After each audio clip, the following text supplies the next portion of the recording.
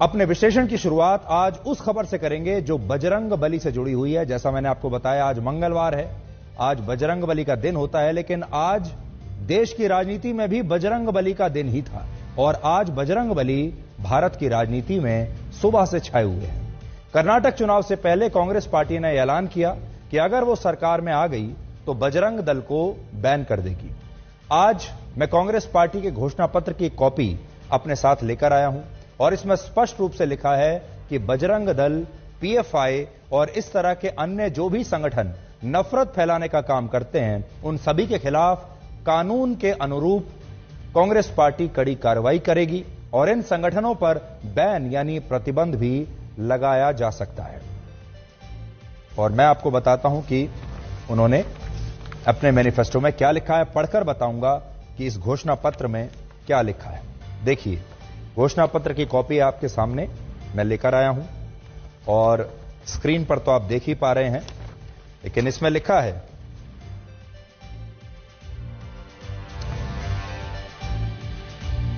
The Congress Party is committed to take firm and decisive action against individuals and organizations spreading hatred amongst communities on the grounds of caste or religion.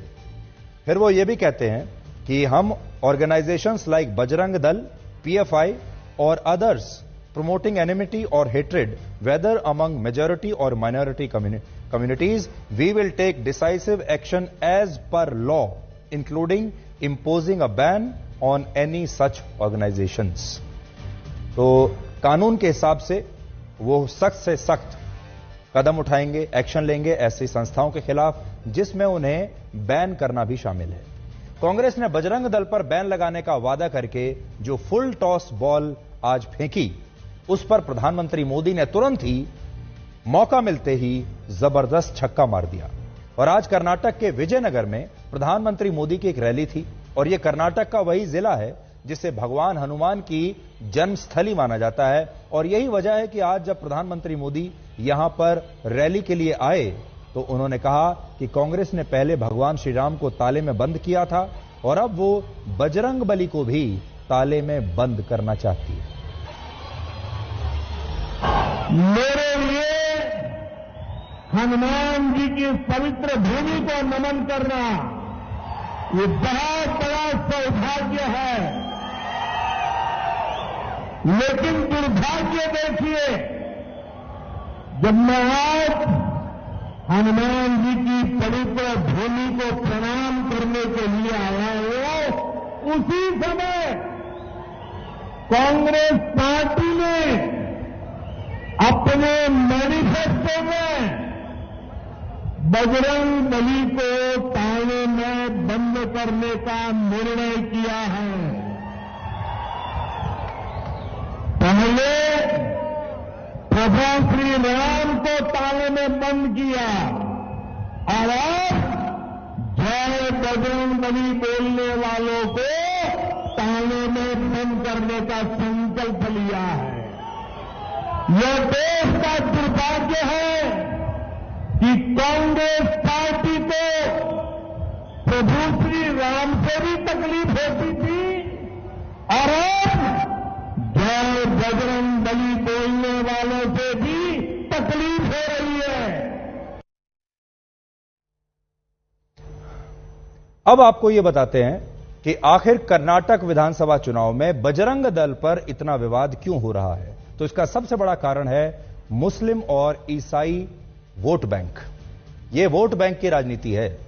Bajrang Dal की स्थापना वर्ष 1984 में उत्तर प्रदेश में हुई थी, लेकिन आज यह संगठन सबसे ज्यादा दक्षिण भारत के राज्यों में ही सक्रिय है और इनमें भी कर्नाटक में बजरंग दल का सबसे ज्यादा प्रभाव माना जाता है और बजरंग दल सबसे ज्यादा खबरों में यही रहता है। इसके दो बड़े कारण हैं। पहला कारण है कर्नाटक में ईसाई मिशनरीज का बढ़ता हुआ प्रभाव। आरोपों के मुताबिक पिछले कुछ वर्षों में कर्नाटक में धर्म परिवर्तन के मामले बहुत तेजी से बढ़ रहे हैं और इनमें से ज्यादातर मामलों में ईसाई मिशनरीज की भूमिका बहुत संदिग्ध है और इसी वजह से कर्नाटक में बजरंग दल भी इस तरह के मामलों को रोकने के लिए बहुत सक्रिय हो गया है। बजरंग दल का कहना है कि वो इस धर्म परिवर्तन के षड्यंत्र के बहुत खिलाफ है और इसकी वजह से कर्नाटक में उसकी तरफ से कई अभियान चलाए जा रहे हैं। और यहां एक तथ्य यह भी है कि कुछ मामलों में बजरंग दल और ईसाई समुदाय के बीच टकराव भी देखा गया है और इसकी वजह से ईसाई धर्म के कुछ लोगों में बजरंग दल के प्रति काफी नाराजगी है।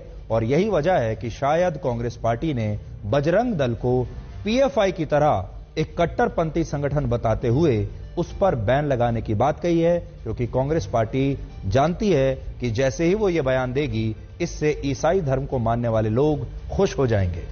यानी असल में ये पूरा खेल आपके लिए नहीं है, ये वोटों के लिए है। और इन वोटों के लिए कांग्रेस पार्टी बजरंग दल पर बैन लगाने का ऐलान करके ईसाई और मुस्लिम वोटों के लिए तुष्टीकरण कर रही है। और इससे एक तीर से दो निशाने होते हैं, ईसाई वोट और मुस्लिम वोट।